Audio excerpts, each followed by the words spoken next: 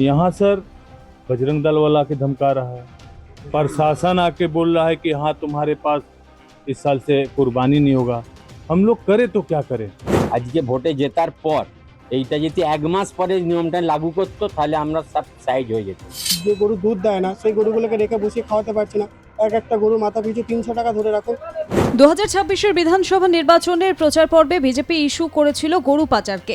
গেরুয়া শিবিরের নেতা নেত্রীরা বলেছিলেন রাজ্যে ক্ষমতায় এলেই তারা বাংলায় গরু পাচার পুরোপুরি বন্ধ করে দেবেন। ক্ষমতায় এসেই মুখ্যমন্ত্রী শুভেন্দু অধিকারী বেআইনি গরুর ব্যবসা বন্ধ করতে একাধিক পদক্ষেপ নিয়েছেন। শুধু ব্যবসা নয়, গোমাংস নিয়েও রয়েছে একাধিক নির্দেশিকা। গরু পাচার রোধে প্রশাসনিক মহলে স্পষ্ট বার্তা দেওয়া হয়। বলা হয় বেআইনি গরু হাট কোনোভাবেই চলতে দেওয়া যাবে না।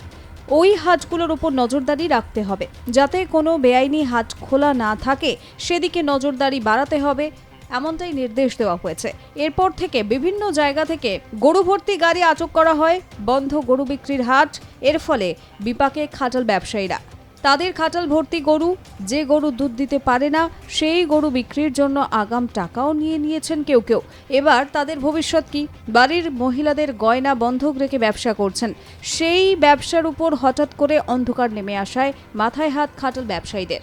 তাহলে অতএব গরুগুলো কোথা থেকে আমরা বিক্রি করবো, তার গরুগুলো কোথায় রাখবো? তাহলে সরকার ব্যবস্থা করুক, যে গরু দুধ দিচ্ছে না তাদেরকে নিয়ে যাওয়ার ব্যবস্থা করুক। আর আমাদের তার পরিবর্তে আমরা তো গরু বিক্রি করে হাফ পুঁজি পাই এবং তার মধ্যে আবার নতুন করে পুঁজি দিয়ে গরু কেনা হয়। তাহলে সেই গরু তো কেনার পুঁজি তো নষ্ট হচ্ছে। তাহলে সরকারকেও আমাদের থেকে হাফ পুঁজি দিয়ে যতটা দামে আমরা গরু কিনেছি সেই টাকা দিয়ে আমাদের পরবর্তীকালে গরু নিয়ে যেতে হবে এবং পুঁজির ব্যবস্থা করতে হবে। हमको जान देना होगा। ग्राहक कहाँ से आएगा सर? ग्राहक जो आता रहा, एक आध जो बिका था वो भी बोल रहा है कि मेरा पैसा वापस दीजिए, और नहीं पैसा देना है तो आप रख लो, मगर हम गोरू नहीं ले जाएंगे। यहाँ सर बजरंग दल वाला के धमका रहा है, प्रशासन आके बोल रहा है कि हाँ तुम्हारे पास इस साल से कुर्बानी नहीं होगा। हम लोग करें तो क्या करें? কিছুদিন সময় দিতে পারত সরকার, তার মধ্যে কিছুটা হলেও গুছিয়ে নিতে পারতেন তারা, জানাচ্ছেন খাটাল মালিকরা। আজকে যে পজিশনে আমরা পড়ে গেছি, হঠাৎ করে এই নিয়মটা লাগু করেছে, এর জন্য আমরা খুব অসুবিধার মধ্যে পড়ে গেছি। আজকে ভোটে জেতার পর এইটা যদি এক মাস পরে নিয়মটা লাগু করতো তাহলে আমরা সব সাইড হয়ে যেতাম। আমি তো একটাই বলবো যে প্রশাসন থেকে একটা আইন বার করুক, যে এবছর যে গরুগুলো আমাদের আসে থার্ড গরু সেগুলোকে বের করে দিক, নাহলে সরকার থেকে এদের জন্য কিছু একটা ব্যবস্থা করুক। সমস্যা বলতে অনেক সমস্যা, কারণ আমাদের যে যে গরু দুধ দেয় না সেই গরুগুলোকে রেখে বসিয়ে খাওয়াতে পারছি না। এক একটা গরু মাথা পিছু ৩০০ টাকা ধরে রাখুন, ঠিক আছে? আর শুধু এক ফোঁটাও দুধও নেই। এবারে সেই গরুকে রেখে আমাদের বসিয়ে খাওয়ানোর মতো পুঁজিও নেই। যা পুঁজি ছিল, যা মাল তুলেছিলাম সেগুলো তো সব রয়ে গেছে, আর কোনো পার্টি এসে একটাও মাল নিতে চাইছে না। যা অ্যাডভান্স করেছিল সেগুলোও চাইছে। নিয়ম নতুন ভয় পাচ্ছে সবাই। हम लोग का दिक्कत होता है, हम बोलता है যে আমি সাংরাইল থেকে বলছি, আমাদের এখানে আমরা গরু পালন করে গরু চাষি খামারি, আমরা এটা সারা বছরের কারবার বিগত 20 বছর ধরে করে আসছি। কোনো অসুবিধা আমাদের ফেস করতে হয়নি। এখন বর্তমান সরকার এসে তুগলুকি আচরণের মাধ্যমে আমাদের গরু বেচা বন্ধ করে দিয়েছে। লোকাল প্রশাসন, লোকাল লোক আমাদের উপরে হুমকি চুমকি করছে, সেহেতু আমরা ভয়ে গরু একটাও বার করতে পারিনি, একটাও বেচতে পারিনি। গরুগুলো অযথা না খেয়ে গরুগুলো দাঁড়িয়ে আছে। সরকার ব্যবস্থা করে, আমাদের কিছু ব্যবস্থা করে, এই আমার শেষ কথা।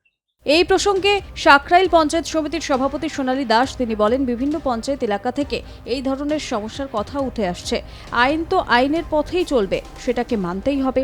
তবে হঠাৎ পরিস্থিতি বদলে যাওয়ায় ক্রেতা এবং বিক্রেতা দুপক্ষই সমস্যায় পড়েছেন। সরকারের কাছে বিষয়টি নিয়ে আবেদন করবেন বলে জানান তিনি। কিন্তু আমাদের যেহেতু 1950 সালের একটা অ্যাক্ট ছিল, সেই অ্যাক্টটা মানে হঠাৎ করেই এখন লাগু হতে চলেছে। কিন্তু আইন যেহেতু আইনের পথে চলবে, সেহেতু আমাদের আইনের সাথে আমাদের সহযোগিতা করতে হবে সকলকে।